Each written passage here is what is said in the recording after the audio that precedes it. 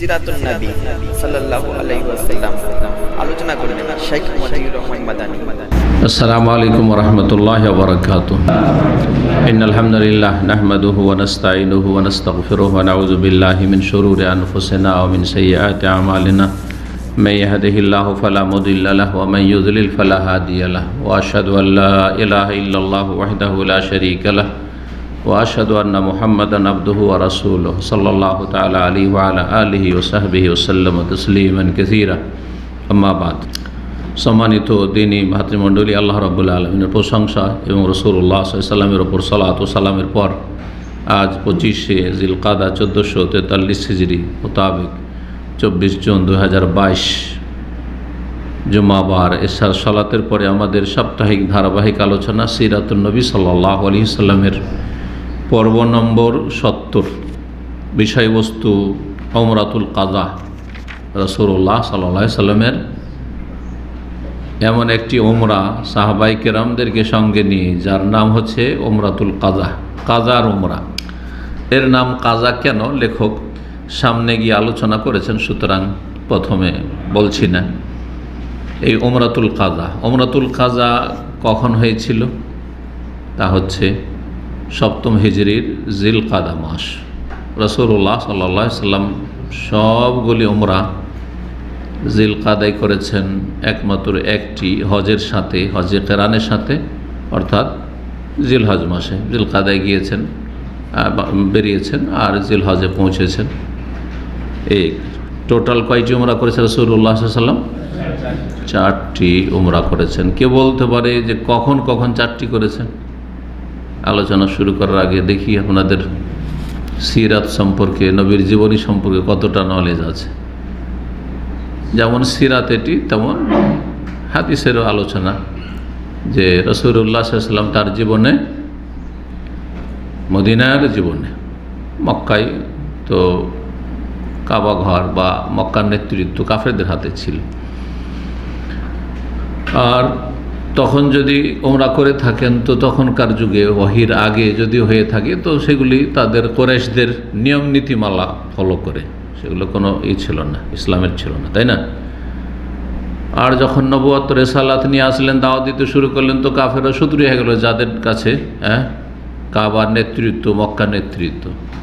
তো রাসূলুল্লাহ সাল্লাল্লাহু আলাইহি ওয়াসাল্লামের মূল উমরা হচ্ছে মদিনায় হিজরত করার পরে এই 10 বছরের ভিতরে কয়টি উমরা? 4 সফরে 4টি উমরা। 4 সফরে 4টি উমরা। এক সফরে একাধিক উমরা রাসূলুল্লাহ সাল্লাল্লাহু আলাইহি ওয়াসাল্লাম কখনো করেননি।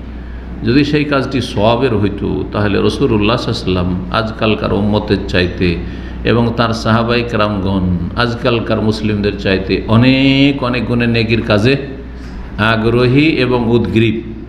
তারপরেও কেন করেননি? এই জন্য করেননি যে এটা কোনো সওয়াবের কাজ না, যে এক সফরে গিয়ে 2-4টা উমরা সেরে আসবেন, ঠিক না? হজে এসেছেন আর ডেলি দুরিয়াল দিয়ে মসজিদ আয়েশা যাচ্ছে, তানিম যাচ্ছে আর আসছে।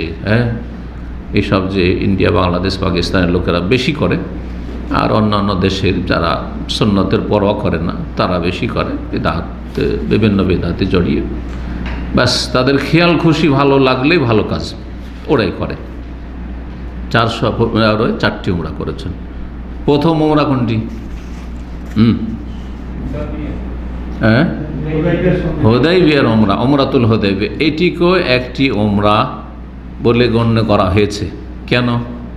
যেহেতু উমরার সব রাসূলুল্লাহ সাহাবীরা পেয়েছেন, যদিও মক্কাতুল মুকাররমা পৌঁছতে পারেননি। উমরার গুরুত্বপূর্ণ রুকুন হচ্ছে বাইতুল্লাহর তওয়াফ করা, সাফা মারওয়ার সাই করা, তা করতে পারেননি, কারণ এই দুটো করতে দেয়নি মক্কার কাফেররা। কিন্তু ইহরাম বেঁধেছেন, মিকাত থেকে ইহরাম বেঁধেছেন। উমরার একটি রুকুন হচ্ছে কি? ইহরাম বাঁধা, আর ইহরাম, মিকাত ইহরাম বাঁধা ওয়াজিব, তা করেছেন। আর তারপরে মাথা মুন্ডন করেছেন, সাথে হাদির পশু নিয়ে গিয়েছিলেন, তা জবাই করেছেন। বাধাগ্রস্ত যেখানে হবে উমরাকারী অথবা হজকারী সেখানেই হালাল হয়ে যাবে, এটা হচ্ছে শরীয়তের বিধান। তো নবী সাল্লাল্লাহু আলাইহি ওয়াসাল্লাম সেখানে হুদাইবিয়ায় হালাল হয়েছেন, সুতরাং সেটি একটি উমরা বলে গণ্য। দ্বিতীয় উমরা হচ্ছে এই উমরাতুল কাজা। তৃতীয় উমরা হচ্ছে হুনাইনের যুদ্ধ সেরে জেরানা নামক স্থানে যে অঢেল ধন সম্পদ ছিল গনিমতের, যা কাফেরদের থেকে হাসিল হয়েছিল, সেগুলি ভাগ বন্টন করে দিলেন, বিতরণ করলেন। আর রাত্রে দেখেন যে এখন যথেষ্ট সময় আছে, তখন জেরানা নামক স্থান থেকে ওমরা করেছিলেন রাতারাতি একটি। জি, মক্কা বিজয়ের পরে হুনাইনের যুদ্ধ হইল, আর তারপরে জেরানা থেকে ওমরাতুল জেরানা নামে পরিচিত। এই জেরানার ওমরা, মসজিদে আয়েশার ওমরা ভারত বাংলাদেশে প্রসিদ্ধ। আর ইন্দোনেশিয়া, মালয়েশিয়া, সিঙ্গাপুর এইসব দেশে শাফি বেদাতীদের কাছে জেরানার ওমরা খুব প্রসিদ্ধ। যারা মক্কায় থাকেন আর যারা মক্কায় ওই ট্যাক্সি চালান, হ্যাঁ, মিশর টিশর করেন, বুঝেন মিশর তো, মানে যারা করেন তারা তো বুঝেন, মানে লোকজন এখান থেকে ওখানে পৌঁছান, তারা খুব জানেন। এরা জেরানা তলাশ করে কোথায় জেরানা আছে। আজ পর্যন্ত আমার জেরানা যাওয়া হয়নি, কিন্তু মনে একবার ইচ্ছা আছে যে গাড়ির সোর পাহাড়েও গেছি, হেরা পাহাড়েও গেছি, সবের আশা এগুলো নয়, ঐতিহাসিক জায়গায় দেখে এসেছি, উঠেইছি পাহাড়ে, দুটো পাহাড়ে উঠেছি। তো ওই রকমই জেরানা যাওয়ার একবার ইচ্ছা আছে, যেহেতু রাসূলুল্লাহ সাল্লাল্লাহু আলাইহি ওয়াসাল্লাম সেখান থেকে একটি রাতারাতি উমরা করেছেন। কিন্তু সেখান থেকে উমরা করা সুন্নাত এমন কথা নয়। ঐতিহাসিক জায়গায় দেখতে যাব সেটা আলাদা কথা, মনের একটা তৃপ্তি, ভালো লাগলো, দেখে আসলাম। জি, তো এই জেরানার উমরা বেদাতিরাও করে থাকে। জি, ফজিল মনে করে এটা। সেখানে তাবারকের জন্য অনেকে যায়, তাবারকের জন্য যাওয়া যায় না। জি, কয়টি উমরা হইল? 3টি হইল, তাই না? কে 2টি বলছে? 3টি হইল। চতুর্থ উমরা উমরাতুন মা হাজ্জাতিহি, রাসূলুল্লাহ সাল্লাল্লাহু আলাইহি বিদায় হজের সাথে যে কেরান, হজে কেরানে যে একসাথে উমরা হয়, সেই উমরা রাসূলুল্লাহ সাল্লাল্লাহু আলাইহি ওয়াসাল্লাম সবাই করেছেন হজে তামাত্তু। রাসূলুল্লাহ সাল্লাল্লাহু আলাইহি হজে কেরান কেন করলেন? কারণ তার সাথে কোরবানির পশু নিয়ে গেছেন। কোরবানির পশু নিয়ে গেলে উমরা করে হালাল হওয়া যাবে না যতক্ষণ পর্যন্ত কোরবানি জবাইয়ের দিন না আসবে। হ্যাঁ, আর কোরবানি জবাইয়ের দিন হচ্ছে 10 তারিখ। সুতরাং বাধ্য হয়েছিলেন কি করতে? কেরান করতে। হানাফিরা বলে যেহেতু রাসূলুল্লাহ কেরান করেছেন, জন্য কেরান বেশি উত্তম। 1 নম্বরে কেরান, 2 নম্বরে তামাত্তু, 3 নম্বরে ইফরাদ। কথা বোঝা গেছে? কিন্তু অধিকাংশ আইম্মা কেরাম, আহলুল হাদিস, মুহাদ্দিসরা বলছেন যে তামাত্তু বেশি উত্তম, কারণ রাসূলুল্লাহ তামাত্তুর আকাঙ্ক্ষা করেছেন। সমস্ত সাহাবায়ে কেরাম যারা কোরবানি পশু সাথে নিয়ে যাননি তাদেরকে বলেছেন তোমরা সবাই হালাল হয়ে যাও, উমরা করে আর তামাত্তু করো। সুতরাং আকাঙ্ক্ষা করলেন, সাহাবায়ে কেরামদের সবাইকে করালেন। আর আমি যদি আগে জানতাম যে তামাত্তু করার অনুমতি পাবো, আগে কিন্তু তামাত্তু করা জাহিলিয়াতের যুগে এটাকে খারাপ কাজ মনে করতো, সেই জন্য তামাত্তু ওর নিয়ত প্রথম করেননি। পরে যখন অনুমতি আসলো বললো ইস্তাকবালতু মিন আমরি মাস্তাদবারতু, আগে যদি জানতাম, যা পরে জানতে পারলাম ওহির মাধ্যমে, তাহলে আমি মাসুকতুল হাদির পশুও নিয়ে আসতাম না, ওলা জালতু উমরা, আর আমিও তোমাদের মতো হালাল হয়ে যেতাম উমরা করে। তাহলে তামাত্তু হয়ে উমরা আলাদা হয়ে গেল। তারপরে 8 তারিখে এহরাম করে আবার হজ সেপারেট হইলেও এটা বেশি ফজিলতের, এটা হচ্ছে সহি। 3 নম্বর মত জানেন, এমনকি শাফি মযহাবে ইফরাদ হজ বেশি উত্তম। সবার যুক্তি আছে। তাহলে 3টি মযহাব হয়ে গেল এই ক্ষেত্রে। হানাফি মযহাব বলছে কেরান উত্তম, আর মালিকি, হাম্বলি আর আহলুল হাদিস এরা বলছে যে তামাত্তু উত্তম, আর শাফি মযহাব বলছে ইফরাদ উত্তম। ইফরাদ কেন উত্তম? অথচ শুধু হজ করে ফিরল, উমরা তো করল না। বলছে নাই, হজের মাস, সুতরাং হজের মাস শুধু হজের নিয়তে আসবো, উমরা করবো আর এক সময় করবো। তো শুধু হজের উদ্দেশ্যে এসছি আর শুধু হজ করব, এটা বেশি উত্তম তাদের কাছে। বুঝতে পেরেছেন? তো যাই হোক, প্রসঙ্গক্রমে বললাম রাসূলুল্লাহ সাল্লাল্লাহু আলাইহি ওয়াসাল্লামের তাহলে দ্বিতীয় উমরা হচ্ছে উমরাতুল কাজা। ইমাম হাকিম রাহিমাহুল্লাহ বলেছেন যে বিভিন্ন হাদিস এসেছে যে রাসূলুল্লাহ সাল্লাল্লাহু আলাইহি ওয়াসাল্লাম জিলকাদা মাসে সাহাবায়ে কেরামদেরকে নিয়ে ইহরাম করে বেরিয়েছিলেন এবং সাহাবায়ে কেরামদেরকে বললেন যে চলো উমরা করতে যাই। যে গত বছর হুদায়বিয়া থেকে ফিরে এসেছি, চুক্তি কী ছিল? এবার প্রবেশ করতে দেবে না মক্কার কাফেররা, আগামী বছর আসবে, প্রবেশ করবে। ঠিক আছে, উমরা করবে, মক্কায় ঢুকতে দেব, কিন্তু কয়দিনের জন্য মনে আছে কারো? 3 দিনের জন্য। 3 দিনের জন্য। অস্ত্র নিয়ে আসতে পারবে না। যদি অস্ত্র নিয়ে আসে তাহলে অস্ত্র খাপের মধ্যে ভরে রাখতে হবে, কভারের ভিতরে ভরে রাখতে হবে। অস্ত্র খোলা অস্ত্র নিয়ে আসা যাবে না। জি, 3 দিন পরে বেরিয়ে যাবে। তো সাহাবায়ে কেরামদেরকে সবাইকে নির্দেশ দিলেন, যারা হুদায়বিয়ার সন্ধিতে গেছেন সকলে চলো উমরায়, কারণ তোমরা গত বছরে যেতে পারোনি মক্কা পর্যন্ত, এবার যাওয়ার চান্স রয়েছে, যেহেতু চুক্তি হয়েছে, চলো, কেউ যেন পিছিয়ে না থাকে। সবাই গেলেন। 1400-র বেশি সাহাবায়ে কেরাম ছিলেন কোথায়? হুদায়বিয়ায়। আরও কিছু তাতে হলো দিয়ে 2000 পুরুষদের সংখ্যা ছিল, এর ওপর অতিরিক্ত বেশ কিছু সাহাবিয়াত মহিলারা ছিলেন, আর কচিকাচারা শিশুরাও ছিল। ফতুল বাড়িতে এই বিষয়টি বর্ণনা করা হয়েছে। মদিনা থেকে চলে যাচ্ছেন রাসূলুল্লাহ সাল্লাল্লাহু আলাইহি ওয়াসাল্লাম, বিশিষ্ট সাহাবায়ে কেরাম প্রায় চলে যাচ্ছেন। তো মদিনার তো কাউকে দায়িত্ব দিয়ে আসতে হবে, কাউকে তো স্থল অভিষিক্ত খলিফা বানিয়ে আসতে হবে। তো ওয়াইফ বিন আজবাত আদ-দাইলিকে মদিনার দায়িত্বশীল বানিয়ে এলেন একটি রেওয়ায়েত, কিন্তু প্রসিদ্ধ যে বর্ণনাটি তাতে রয়েছে আবু রোহম গেফারি রাদিয়াল্লাহু তাআলা আনহুকে মদিনার নেতৃত্ব দিয়ে বেরোলেন। 60টি কোরবানির পশু নিয়ে বেরিয়েছেন। হজের কোরবানি নয়, আর এই ঈদুল আজহার কোরবানি নয়, এমনি কিসের কোরবানি? ওমরার কোরবানি। ওমরায় যাচ্ছেন। কতটি কোরবানির পশু? 60টি। কি? ছাগল, বকরি, উট নিয়ে যাচ্ছেন, বাদানা 60টি। আর বিদায় হজে রাসূলুল্লাহ সাল্লাল্লাহু আলাইহি ওয়াসাল্লাম কতটি কোরবানি নিয়ে গেছিলেন? 100টি উট কোরবানি করেছেন। আর আজকাল আমরা সবচেয়ে সস্তা খুঁজি, ভাগা খুঁজি, কম খরচ লাগে আর বেশি গোস্ত পাই, ঠিক না? কম খরচ লাগে, বেশি গোস্ত পাই, আর যেটা বাঙালিদের কাছে বেশি প্রিয় গোস্ত যেটা হচ্ছে গরুর গোস্ত, সুতরাং গরুর হইতে হবে, তো গরুর ভাগা হইতে হবে। অথচ কোরবানির ক্ষেত্রে 1 নম্বর হচ্ছে গোটা উট, গোটা একটা উট। 2 নম্বরে হচ্ছে গোটা গরু। 3 নম্বরে হচ্ছে গোটা খাসি, বকরা বকরি, দুম্বা দুম্বি, জি ভেড়া ভেড়ি। আর তারপরে 4 নম্বরে হচ্ছে উটের ভাগ, 5 নম্বরে হচ্ছে গরুর ভাগ। এবার বোঝা গেছে? জি। তো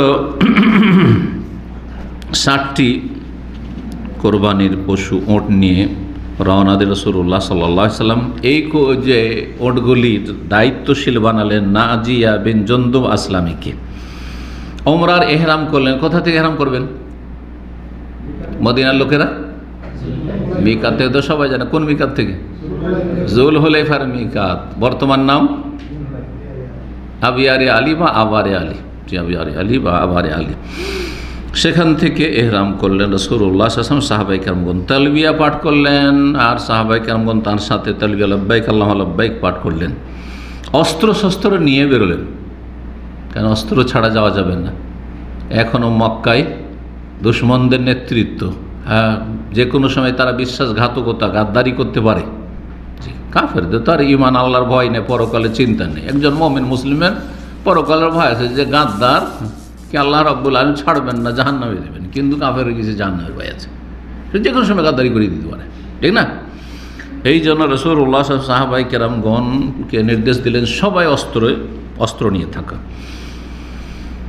তারপরে ইয়াজেজ নামক স্থানে যখন পৌঁছিলেন তখন সমস্ত অস্ত্রগুলি সেখানে রেখে দিলেন, কারণ অস্ত্র নিয়ে, খোলা অস্ত্র নিয়ে যাওয়া নিষেধ। কি যেন নিষেধ?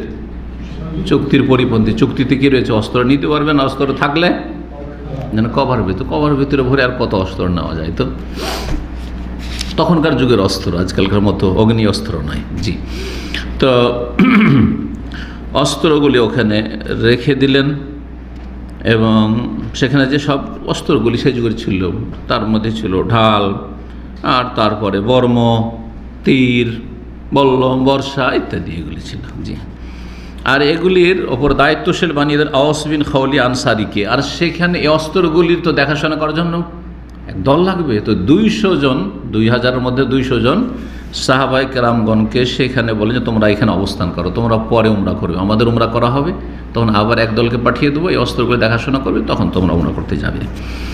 রাসূলুল্লাহ সাল্লাল্লাহু আলাইহি ওয়াসাল্লাম একজন অশ্বরোহী অথবা একজন উটের পিঠে আরোহী একটা অস্ত্র যে রাখতে পারে সেরকম অস্ত্র, তরবারি খাপের মধ্যে ভরা ছিল। এই বর্ণনাও ফতুল বাড়িতে এবং জাদুল মাদ ইবনুল কাইয়িম রাহিমাহুল্লাহ তাতে রয়েছে। রাসূলুল্লাহ সাল্লাল্লাহু আলাইহি ওয়াসাল্লাম যখন মক্কায় প্রবেশ করলেন তখন তিনি কাসওয়া নামক উষ্ট্রির উপরে ছিলেন। নবী সাল্লাল্লাহু আলাইহি ওয়াসাল্লামের উষ্ট্রির নাম ছিল কাসওয়া, যেটা প্রসিদ্ধ নবী সাল্লাল্লাহু আলাইহি ওয়াসাল্লামের বাহন ওঠেনি, সেটার নাম কি ছিল? কাসওয়া। একটির নাম আজওয়া ছিল। তো এই কাসওয়া নামক ওটের ওপর ছিলেন নবী সাল্লাল্লাহু আলাইহি ওয়াসাল্লাম। মুসলিমগণ রাসূলুল্লাহ সাল্লাল্লাহু আলাইহি ওয়াসাল্লামের চারপাশে, অস্ত্র সাথে নেই কিন্তু অস্ত্রগুলো কভারে ভরা ছিল, অস্ত্র নিয়ে চারিদিক থেকে রাসূলুল্লাহ সাল্লাল্লাহু আলাইহি ওয়াসাল্লামকে ঘিরে তারা তালবিয়া পাঠ করছিলেন, যাতে করে কোনো দিক থেকে সে রাসূলুল্লাহ সাল্লাল্লাহু আলাইহি ওয়াসাল্লাম কোনো কাফের আক্রমণ না করে দেয়। সুবহানাল্লাহ। এই রকমের ঝুঁকি নিয়ে উমরা করা যেমন তেমন কথা নয়, ঈমানের প্রয়োজন। সাহাবায়ে কেরামগণ রাসূলুল্লাহ এইভাবে উমরা করতে গেছেন। মুশরিকরা তামাশা দেখার জন্য যে এরা কি করছে দেখি, কারণ এদেরকে তো 3 দিনের জন্য কাবা ঘর ছেড়ে দেওয়া হয়েছে, তাই না? সাফা মারওয়া ছেড়ে দেওয়া হয়েছে।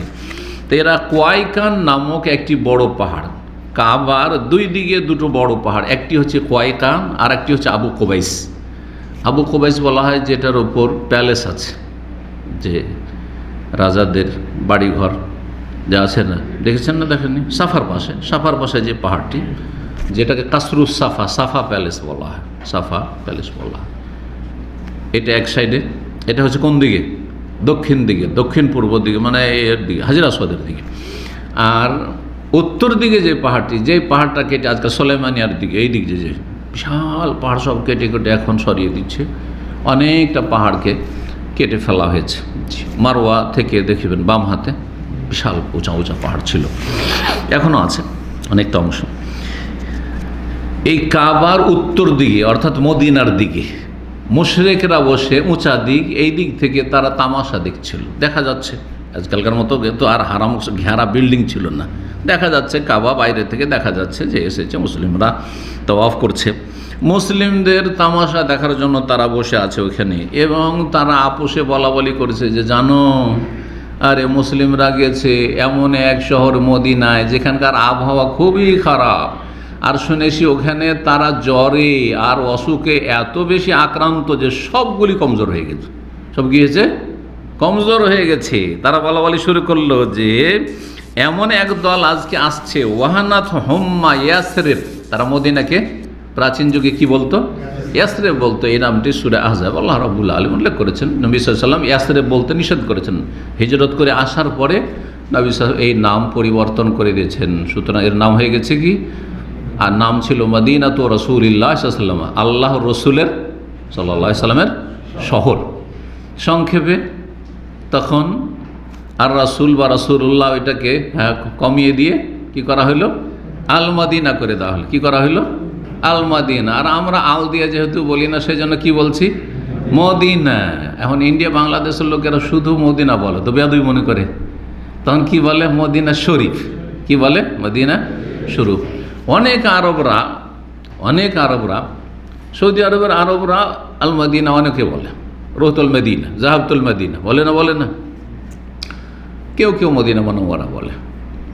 তো অন্য অন্য আরবরা যারা আছে, আর বেদাতীদের মধ্যে একটু ভক্তিটা বেশি, আর ভক্তি করতে যায় উল্টো পাল্টা ভক্তি হয়ে যায় অনেক সময়, তাই না? ভক্তি করতে যায় মুসাফা করতে গিয়ে 2 হাতে মুসাফা, ঝুঁকিয়ে মুসাফা, আর মুসাফা করার পরে তো বেশি ভক্তি, অতি ভক্তি আসলে একটা বেদাতের লক্ষণ। তো বেশি ভক্তি করতে গিয়ে যাই হোক মদিনার নামের সাথে মদিনা শরীফটা লাগিয়েছে অনারবরা, আর অনেকে কি করেছে? মদিনা মুনাওয়ারা। মদিনার মুনাওয়ারাটা তো জানেন, তাই না? জানেন না? মদিনা মুনাওয়ারা কথাটি কোত্থেকে আসলে? অনেক সালাফি ওলামারা মদিনা মুনাওয়ারা শব্দের উপর আপত্তি করেছে। কেন?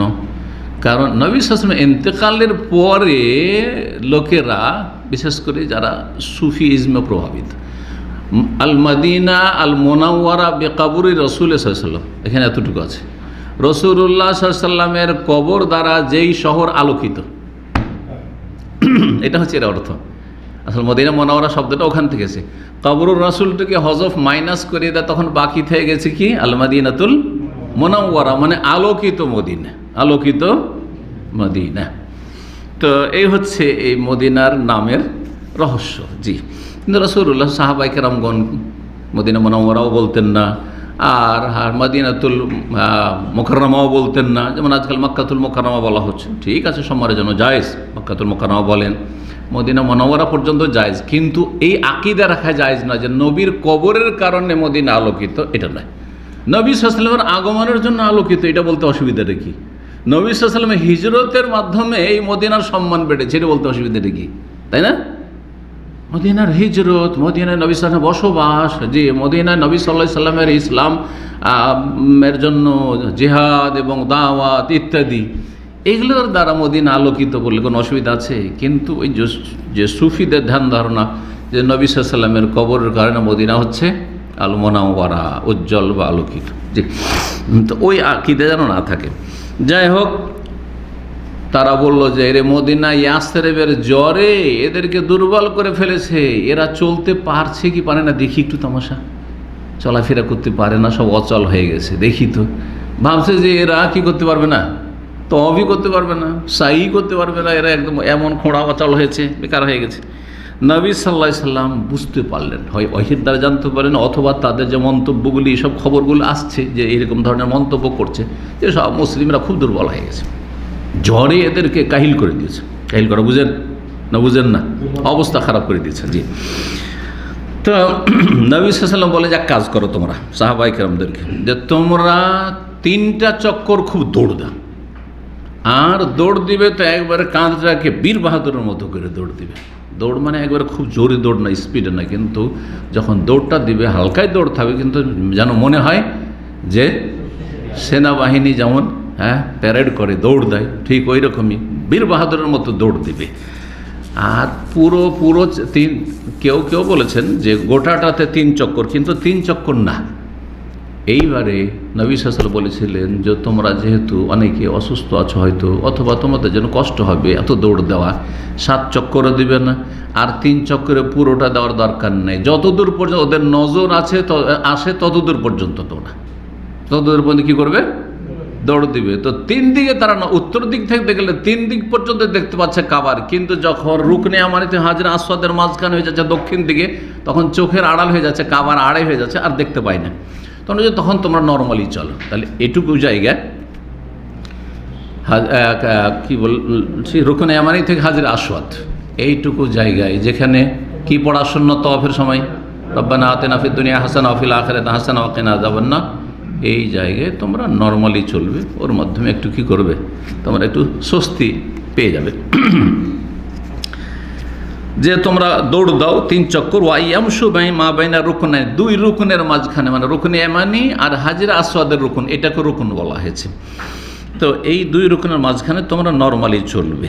জি, কেন বললেন যে তোমরা নর্মালি চলবে? তাদের ফের মায়া করে, যে তোমাদের বেশি কষ্ট হয় যতটা হালকা, শুধু ওদের দেখাইতে হবে যে আমাদের শরীর গায়ে শক্তি আছে, এখনো মনে করিও না যে আমাদেরকে পরাজিত করে দিবে, এটা মনে করিও না, আছি ওই রকম।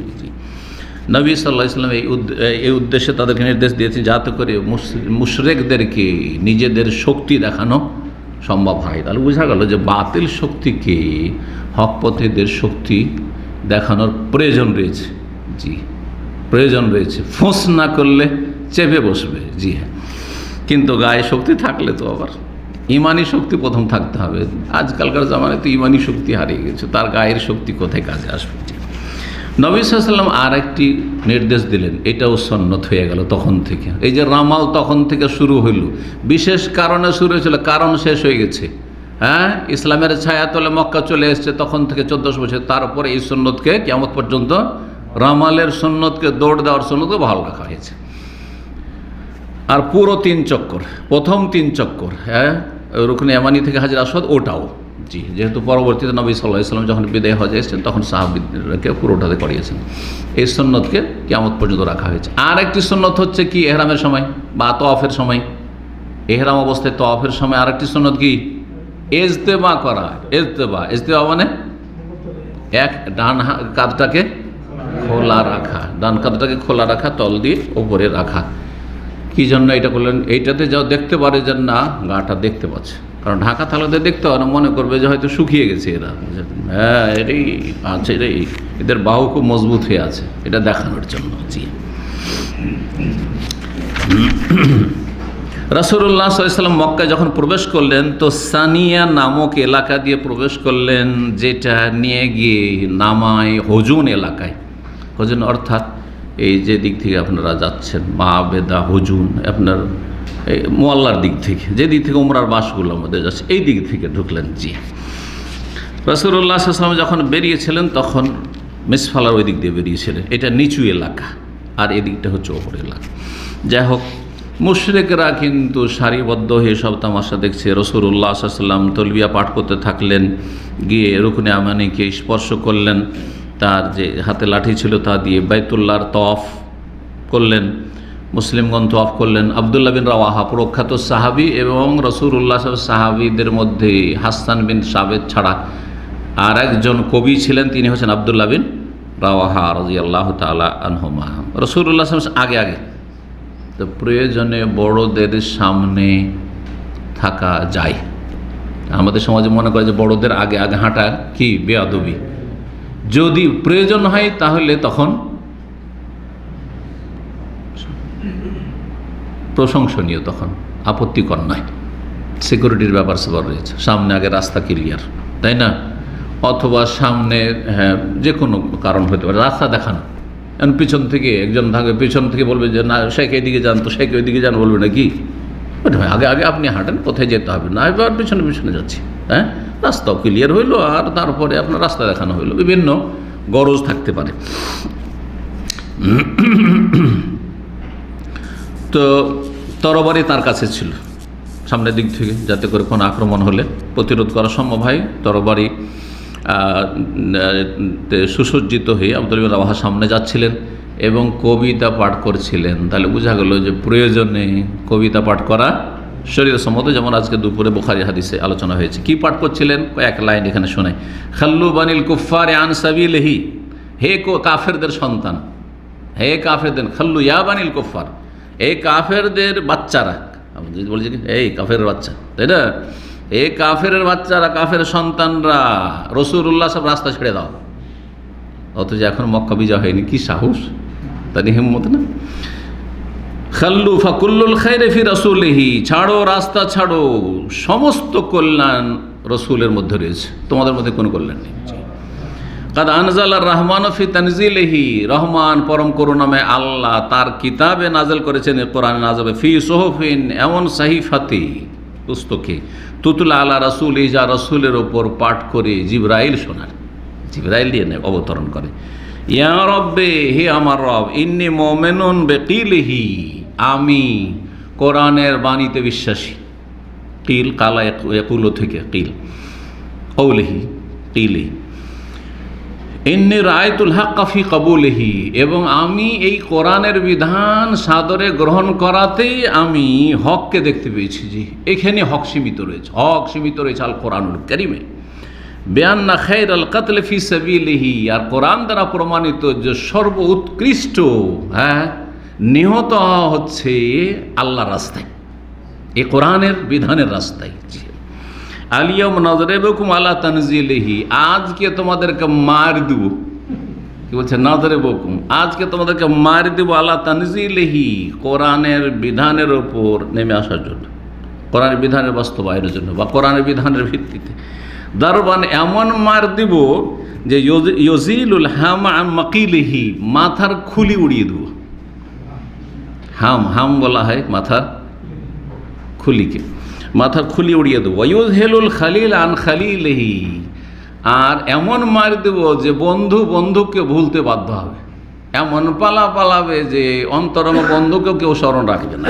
জি হ্যাঁ, সুবহানাল্লাহ, এই হিম্মতের শের পাঠ করলেন। আনাস রাদিয়াল্লাহু তাআলা থেকে বর্ণিত হাদিস রয়েছে যে ওমর রাদিয়াল্লাহু তাআলা আপত্তি করলেন, আরে আল্লাহর হারামের ঘরে শের কবিতা পাঠ করছে, আরে এই কী করছে? ইবনে রাওয়াহা, এই ইবনে রাওয়াহার ছেলে, বাইনা ইয়াদা রাসূলুল্লাহ, এক তো রাসূলুল্লাহ সামনে আগে আগে, আর তার ওয়াফি হারামিল্লাহ, আল্লাহর হারামে তুমি তাকুলু শের, কবিতা পাঠ করছো, কবিতা আবৃত্তি করছো। ফাকাল আল্লাহ নবী সাল্লাল্লাহু আলাইহি নবী সাল্লাল্লাহু বললেন যে খাল্লি আন হইয়া ওমর, ওকে ছাড়ো, যা করছে করতে দাও। হ্যাঁ, এরও একটা দাপট প্রভাব পড়বে কাফেরদের ওপর। শোনো কাফেররা, জানো। জি হ্যাঁ, জি। ফালাহু আসরাফি মিন্নাযিন নাবলি, তাদের ওপর তীর ছোঁড়া চাইতে বেশি এই কবিতার প্রতিক্রিয়া রয়েছে। অনেক সময় অস্ত্র দিয়ে যেই কাজ না হয় সেটা মানুষের বক্তব্য দিয়ে হয়, হ্যাঁ, অথবা মানুষের কবিতা দিয়ে হয়। জি। রাসূলুল্লাহ সাল্লাল্লাহু আলাইহি সাল্লাম চক্র দিলেন কাবার চারিদিকে, প্রথম রামাল করলেন, মুসলিমগণ তিন চক্কর দৌড় দিলেন। মুশরিকরা যখন দেখতে পেলেন এই দৌড়ের অবস্থা, তখন বলেন তারা তো সুবহানাল্লাহ বলবে না, আমরা সুবহানাল্লাহ বলা অবস্থানে হাওয়ালাইল্লাযিনা জামতুম, আরে এদের সম্পর্কে তো তোমরা ধারণা করছিলে আন্নাল হুম্মা কাদ ওয়াহানাতহুম, জ্বরে তারা কমজোর দুর্বল হয়ে গেছে মদিনার জ্বরে। হাওয়ালাই আজলাদু মিন কাযা ওয়া কাযা, এরা বড় বড় বীর পুরুষের চাইতে শক্তিশালী হয়ে আছে, যেমন তেমন নয়। প্রভাব পড়লো একটা যে তাদের উপর। রাসূলুল্লাহ সাল্লাল্লাহু আলাইহি ওয়াসাল্লাম তওয়াফ যখন সারলেন, তারপরে সাফা মারওয়ার সাই করলেন। সাফা মারওয়ার সাই যখন শেষ হইল, এখন কি করতে হবে? হালাল হইতে হবে, মাথা মুন্ডন করতে হবে। আর কি করতে হবে? কোরবানি নিয়ে এসছেন, জবাই করতে হবে কোরবানি। উমরা শেষ, উমরাতে কেউ যদি কোরবানি নিয়ে যায় অথবা মনে করে কোরবানি ওয়াজিব নয়, কিন্তু কোরবানি করলে মুস্তাহাব। যেমন এফরাদ হজে কোরবানি ওয়াজিব নয়, কিন্তু এফরাদ হজে কেউ যদি কোরবানি করে তো করতে পারবে না। হজের কোরবানির জন্য উত্তম জায়গা হচ্ছে মেনা, কিন্তু মক্কার যে কোনো জায়গা হুদুদে হারামের ভিতরে জায়েজ, মাসলা শুনে রাখেন। আর উমরার কোরবানির জন্য তো আর মেনা যাবে না, কারণ উমরার কোনো কাজকর্ম তো আর মেনার সাথে সম্পর্কিত না। সুতরাং উমরা যেখানে শেষ সেখানেই কোরবানি জবাই করবে। তাই উমরা শেষ হলো মারওয়ায়, রাসূলুল্লাহ সাল্লাল্লাহু আলাইহি ওয়াসাল্লাম মারওয়ার পাশেই কোরবানি জবাই করলেন এবং সেখানে মাথা মুন্ডন করলেন। তাহলে মাথা মুন্ডনের সুযোগ সুবিধা যদি থাকে মারওয়ার আশেপাশে, তো সেখানে করাই রাসূলুল্লাহ সাল্লাল্লাহু আলাইহি ওয়াসাল্লাম সুন্নত। কিন্তু মারওয়া পাহাড়ের উপরে কেঁচি নিয়ে, হ্যাঁ, 2 টাকিয়া কেঁচি নিয়ে, 2 টাকা 3 টাকা, এখন 2 টাকা তো পাওয়া যাবে কিনা, তো এই ছোটো ছোটো বাচ্চারা অথবা বুড়োগুলো আছে, একটু একটু করে এদিক কাটলো। শাফি মযহাবের ফতোয়ার উপর আমল হলো, আর হানফিরাও সেখানে শাফি সেজে যাচ্ছে, ঠিক না? হানফি মযহাবে মাথার মাসা 4 ভাগের 1 ভাগ করা ফরজ, আর বাকিটা সুন্নত, বুঝছেন না? কিন্তু শাফি মযহাবে 2-4-5টা চুল মাসা করলেই উজুর মাসা হয়ে যাবে। তো 2-4-5টা চুল যখন মাসা করে হয়ে যাবে, ওই রকমই 2-4-5টা চুল এইদিকে একটু এদিকে একটু যদি কেটে নেয় হজ উমরাতে, ওতে কি হয়ে যাবে? হালাল হয়ে যাবে। এটা হচ্ছে শাফি মযহাব। কিন্তু কোরআন হাদিসের মযহাব হচ্ছে, সহিহ হাদিস হচ্ছে যে পুরো মাথা থেকে পুরো মাথার মাসাই করতে হবে উজুতে, আর পুরো মাথার চুল কাটতে হবে কাটলে, আর না হলে মুন্ডন করলে পুরো মাথার মুন্ডন, কাটলেও পুরো মাথা থেকে। তো নবী করিম সাল্লাল্লাহু আলাইহি ওয়াসাল্লাম সেখানে হাদি জবাই করে বললেন হাযাল মানহারু, এটি হচ্ছে কোরবানি করার জায়গা উমরাতে, কারণ এখানে আমাদের কাজ যেহেতু শেষ হলো। তবে অকুল্ল ফেজাজ মাক্কাতা মানহারুন, তবে মাক্কার যে কোনো অলি গলি হচ্ছে কোরবানির স্থল, যে কোনো জায়গায় জবাই করতে পারে, হারামের এলাকাতে হলেই হলো, হারামের বাইরে নয় কিন্তু, কারণ মাক্কা এখন অনেক বেড়েছে। আর তারপরে ধরেন এই মসজিদ আয়েশার পরে তখন হারামের বাইরে চলে গেলেন, ওইদিকে যখন আপনি মুজদালিফা থেকে আরাফাট দিয়ে এগিয়ে গেলেন তখন হারামের বাইরে চলে আসলেন, অথচ মক্কা শহর অনেক দূর পর্যন্ত চলে গেছে। তো মক্কার সবাই এখন হুদুদে হারামের ভিতরে নেই, অনেক এলাকায় হারামের বাইরে লোকেরা বসবাস করছে। এইভাবে মুসলিমগণ করলেন। তারপরে নবী করিম সাল্লাল্লাহু আলাইহি ওয়াসাল্লাম যে ওই জায়গায় অস্ত্রগুলি রেখে এসেছিলেন 200 মানুষের পাহারায়, হ্যাঁ, ওখানে বেশ কিছু লোকদেরকে পাঠিয়ে দিলেন যে তোমরা চলে যাও, সেখানে গিয়ে অস্ত্রগুলি তোমরা রক্ষণাবেক্ষণ দেখাশোনা করো, আর ওখান থেকে ওই 200 জন যে ওখানে রয়েছে ওদেরকে তাড়াতাড়ি পাঠিয়ে দাও, তারা এসে উমরা করো। তার মক্কার কাছাকাছি তারা ছিল, দূর থেকে তারা আসা যাবে, 3 দিনের মধ্যে ঢুকতে হবে আর উমরা করতে হবে, আবার বের হইতে হবে। তারপরে তারাও আসলো, আসার পরে সবাই উমরা শেষ করলো। রাসূলুল্লাহ সাল্লাল্লাহু আলাইহি ওয়াসাল্লাম 3 দিন মক্কায় অবস্থান করলেন। যখন 4র্থ দিন সকাল হয়েছে, তখন মক্কার কাফের নেতারা সরাসরি রাসূলুল্লাহ সাল্লাল্লাহু আলাইহি ওয়াসাল্লামের কাছে না এসে আলী রাদিয়াল্লাহু তাআলার কাছে আসলো, এসে বলল যে কুল্লে সাহেবেকা, তোমাদের সঙ্গীকে বলো উখরুজান না, আমাদের এখান থেকে বেরিয়ে যাক। কত বেয়াদব, তাই না? উখরুজান না, আমাদের এখান থেকে বেরিয়ে যাক। ফাকাদ মাজাল আজালু, যেই মেয়াদের ওপর চুক্তি ছিল সেটা শেষ হয়ে গেছে। 3 দিনের চুক্তি ছিল, 3 দিন শেষ হয়ে গেছে, 4th দিন সকাল হয়ে গেছে। নবী করিম সাল্লাল্লাহু আলাইহি ওয়াসাল্লাম বেরিয়ে পড়লেন মক্কা থেকে, সারিফ নামক স্থানে অবস্থান করলেন। যেই জায়গায় নবী সাল্লাল্লাহু আলাইহি ওয়াসাল্লাম যখন প্রবেশ করছিলেন যাওয়ার পথেও এই উমরার সফরে, তখন মাইমুনা রাদিয়াল্লাহু তাআলা আনহার সাথে বিয়ে হয়েছিল। আবার যখন ফিরে আসলেন ওই জায়গায়, তখন এখানে স্বামী স্ত্রীর প্রথম বাসর হলো, দেখা হইল। সুবহানাল্লাহ, দুটো হইল। তৃতীয় আল্লাহ রাব্বুল ফায়সালা দেখেন, নবী সাল্লাল্লাহু আলাইহি ওয়াসাল্লাম ইন্তেকালের অনেক পরে মাইমুনা রাদিয়াল্লাহু তাআলা আনহা কোনো এক সফরে মক্কা গিয়েছেন, হজে অথবা উমরায় গিয়েছেন, আর ওই সারিফ নামক স্থানে ছিলেন অবস্থান করে, সেখানে তার ইন্তেকাল হয়। আর সেখানেই কবর আছে, কবরটি চিহ্নিত এখনও। আমি যখন মদিনার রাস্তা দিয়ে আসি, তখন আমার সাথে যেসব ভাইরা থাকে, যদি বাই রোড আসি আর ওই রাস্তায়, তো আমি দেখিয়ে দিই জায়গাটা, যে এটা সারিফ, আর এখানে যে রাস্তার পাশে, হাইওয়ের পাশে, মদিনা রোডের পাশেই উম্মুল মুমিনিন মাইমুনা রাদিয়াল্লাহু তাআলা আনহার কবর রয়েছে। রাসূলুল্লাহ সাল্লাল্লাহু আলাইহি ওয়াসাল্লাম যখন মক্কা থেকে বের হতে লাগলেন, তখন হামজা রাদিয়াল্লাহু তাআলা নবী সাল্লাল্লাহু আলাইহি ওয়াসাল্লামের কে চাচা, তার এক মেয়ে। হামজা রাদিয়াল্লাহু তাআলা কোথায়? ওদের শহীদ হয়েছেন, সাইয়্যিদুশ শুহাদা, শহীদ হয়ে গেছেন। হামজার মেয়ে, সে নবী সাল্লাল্লাহু আলাইহি ওয়াসাল্লামের পিছনে ধরে নিয়েছে, পিছনে মক্কাতে ছিল, সে পিছনে ধরে, হয়তো তার মা তাকে নিয়ে চলে গেছে, এটা হইতে পারে। ডাক দিচ্ছে, ইয়া আম্মে, ইয়া আম্মে, হে চাচা, হে চাচা। নবী সাল্লাল্লাহু আলাইহি ওয়াসাল্লামকে চাচা বলছেন, কেমন কথা?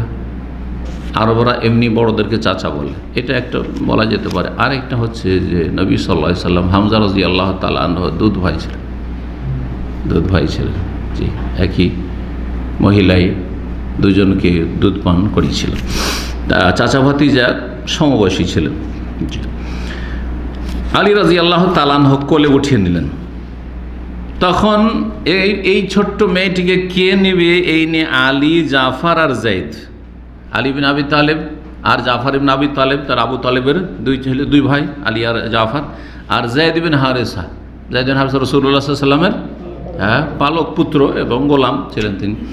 তো সবাই কাড়াকাড়ি লেগেছে, না ও বলছে আমি নেবো, বলছে আমি নেবো, আমি হকদার, আমি নেবো। নবী সাল্লাল্লাহু আলাইহি ওয়াসাল্লাম বললেন যে না, জাফর নিক, জাফরের জন্য ফয়সালা। কেন? কারণ জাফরের স্ত্রী ছিল এর খালা, এলেন না খালা তাহা কানা তাহত, যে তার মা নেই, সুতরাং সে মায়ের স্থানকে পাবে, খালা পাবে। তো যেহেতু জাফরের স্ত্রী হচ্ছে এই মেয়ের খালা, সুতরাং তাহলে এখানেও দেখেন জাফরের সম্পর্ক হামজার সাথে কিসের? চাচা ভাতিজার সম্পর্ক। চাচা ভাতিজা সাড়ু, চাচা ভাতি কি ভাইরা, ভাইরা ভাই, সাড়ু বুঝেন না মনে হয় নাকি? কেউ বুঝেন না? বুঝেন না? আচ্ছা, এখন আমাদের অঞ্চলে আবার ছোটোটাকে সাড়ু বলে আর বড়োটাকে ভাইরা ভাই বলে। সবাইকে ভাইরা বলবেন না। ছোটো যে জুনিয়র, মানে ছোটো বোনকে বিয়ে করেছে, বড়ো বোনকে ধরেন, দু বোন ধরেন, দুজন বিয়ে করেছেন, ভাইরা, তাই না? ভাইরা। আর একটু ভদ্র ভাষা হচ্ছে ভাইরা ভাই, ভাইরা ভাই। তো এই উমরায় নবী করিম সাল্লাল্লাহু আলাইহি ওয়াসাল্লাম মাইমুনা রাদিয়াল্লাহু তাআলা আনহা, মাইমুনা বিনতুল হারিস আল আমেরিকে বিয়ে করেছিলেন। রাসূলুল্লাহ সাল্লাল্লাহু আলাইহি ওয়াসাল্লাম মক্কা প্রবেশের পূর্বে জাফর ইবনে আবি তালেবকে পাঠালেন মাইমুনার কাছে, জিজ্ঞাসা করো সে বিয়েতে তার সম্মতি আছে কিনা। তো তার সম্মতি ছিল। তো বিয়ের দায়িত্বশীল কে হবে? বললেন যে আমার ওলি অভিভাবক আব্বাস, কারণ আমার নিকটাত্মীয় কেউ নেই, আর আমার ওলি হচ্ছে আব্বাস। জি, আব্বাস কেন? কারণ ওয়াকানাত উখতুহা উম্মুল ফাজল তাহতা, আব্বাস রাদিয়াল্লাহু তাআলা আনহুর স্ত্রী উম্মুল ফাজল ছিলেন। উম্মুল ফাজল এটা তার বোন। কার বোন? মাইমুনা রাদিয়াল্লাহু বোন। তাহলে মাইমুনা রাদিয়াল্লাহু তাআলা আনহার কে হয়? আব্বাস দুলাভাই, দুলাভাই, ভগ্নিপতি। তো ভগ্নিপতিকে দায়িত্ব দিলেন যে আমার বিয়ে আব্বাস পড়াবে, বিয়ে পড়িয়ে দিলেন। মক্কা থেকে যখন বেরোলেন নবী করিম সাল্লাল্লাহু আলাইহি ওয়াসাল্লাম, বিয়ে যাওয়ার পথে হয়েছিল যেমনটা বললাম, যখন বেরোলেন তখন আবু রাফে নামক সাহাবীকে বললেন যে তুমি মাইমুনাকে নিয়ে আসো বাহন করে, যখন আসবে। আর সারিফ নামক স্থানে, মক্কার বাইরে কিছুটা দূরে, এখন মক্কা কাছাকাছি ওইদিকে পৌঁছেই গেছে প্রায়। যদি একটা জায়গায় জমুম আছে, জানেন তো, জমুমের কাছাকাছি আছে শরীফটি। এখানে নবী করিম সাল্লাল্লাহু আলাইহি ওয়াসাল্লাম বাসর করে প্রথম সাক্ষাৎ করলেন। এই ওমরাকে কি নামে চেনে? ওমরাতুল কাজা নামে। কেন চেনে? অধিকাংশ জনগণ এমনকি আলেমরাও মনে করে যে উমরাতুল কাজা মানে গত উমরার কাজা। গত বছরে হুদায়বিয়ার সন্ধিতে উমরা করতে যে বেরিয়েছিল রাসূলুল্লাহ সাল্লাল্লাহু আলাইহি ওয়াসাল্লাম, আর উমরা করতে পারলেন না, সাহাবীরা উমরা করতে পারলেন না, ওইটার কাজা করতে এসেছিলেন। এই জন্য এর নাম হচ্ছে উমরাতুল কাজা। কারণ সহজ, এইটা বুঝ সহজ যে কাজা মানে কাজা, আর উমরা উমরাতুল কাজা মানে ওই কাজার উমরা। তো কিসের কাজার উমরা? গত বছরের কাজার উমরা। কিন্তু এই মতটি বা এই ব্যাখ্যাটি শক্তিশালী নয়, দুর্বল।